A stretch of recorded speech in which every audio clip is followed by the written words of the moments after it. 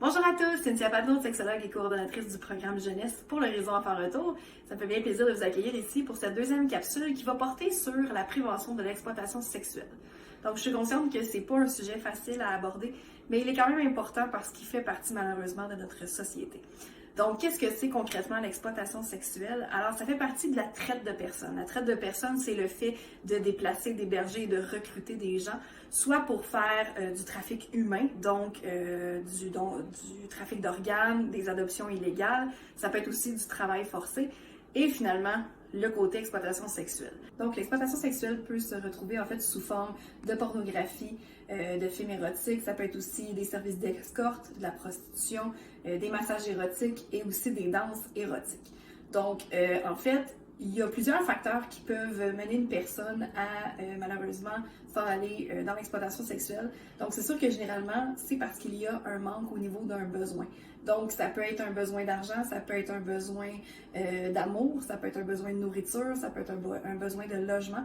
Donc, les gens qui recrutent ces personnes-là, naturellement, vont chercher leur côté vulnérable et vont aller exploiter cette vulnérabilité-là.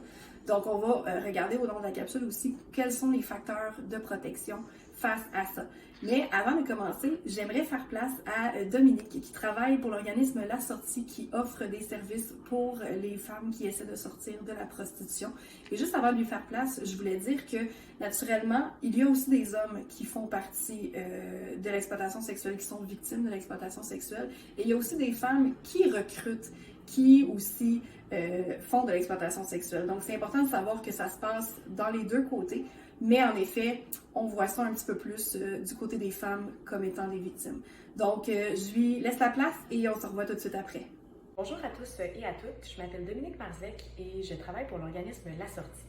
À La Sortie, on propose des services d'aide directe pour les femmes victimes d'exploitation sexuelle au Québec.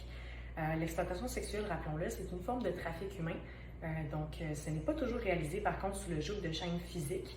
Les proxénètes aiment beaucoup utiliser la ruse pour leurrer leurs victimes vers l'industrie du sexe. Quand je parle de ruse, je parle en fait de promesses, par exemple de l'argent, un style de vie luxueux, de la liberté aussi, de l'amour, de l'affection, de l'attention, donc toutes sortes de choses comme ça. Le proxénète aussi ne se limite pas dans ses démarches d'exploitation. Donc, c'est sûr que des populations comme des centres jeunesse, foyers d'accueil sont plus à risque pour l'exploitation sexuelle. Par contre, vu que c'est une entreprise criminelle très lucrative, les proxénètes ne se limitent pas seulement à ça pour chercher des jeunes à exploiter.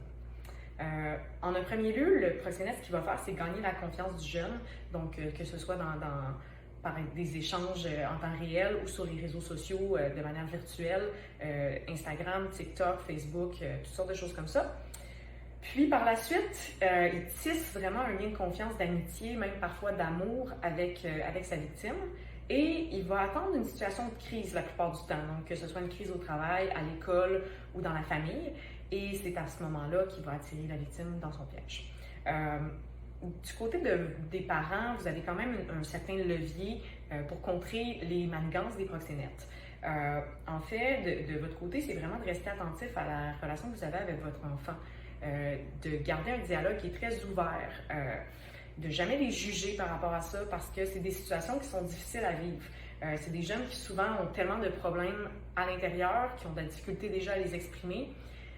Puis, du moment qu'ils se sentent jugés, ils vont avoir encore plus de difficultés à les exprimer.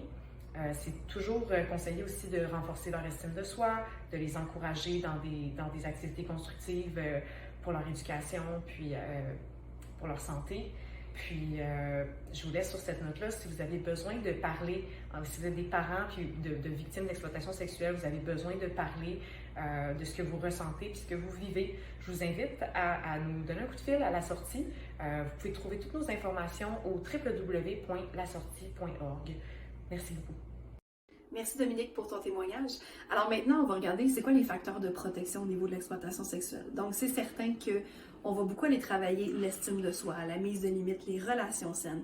Et en fait, pour ce faire, ce que je suis très fière d'annoncer, c'est que nous, depuis les 3 dernières années, on a créé le programme Aimer au réseau Enfants Retour. Donc, aimer veut dire affirmation, image de soi, mettre ses limites, égalité et relations saines. Et ce programme est un programme de prévention des fugues et de l'exploitation sexuelle. Et il vise les élèves âgés de 10 à 13 ans, donc généralement 5, 6e et secondaire 1.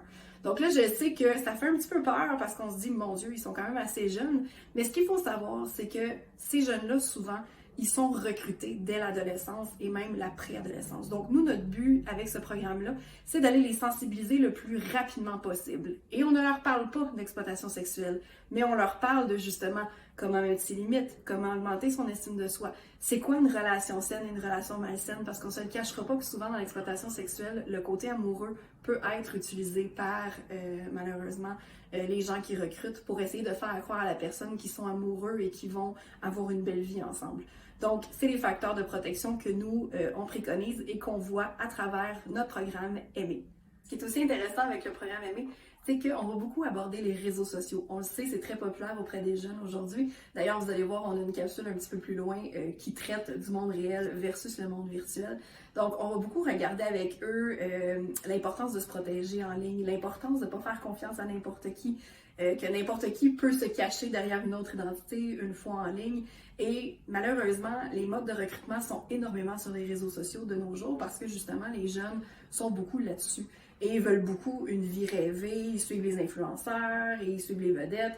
Donc souvent, ces gens-là vont se servir de cette faille-là et l'estime de soi des jeunes est beaucoup déterminée aussi par les réactions des autres sur leurs photos et leurs vidéos sur les réseaux sociaux. Donc ça, malheureusement, ça les rend vulnérables aussi. Donc ce programme-là va aussi aborder ce côté-là avec eux.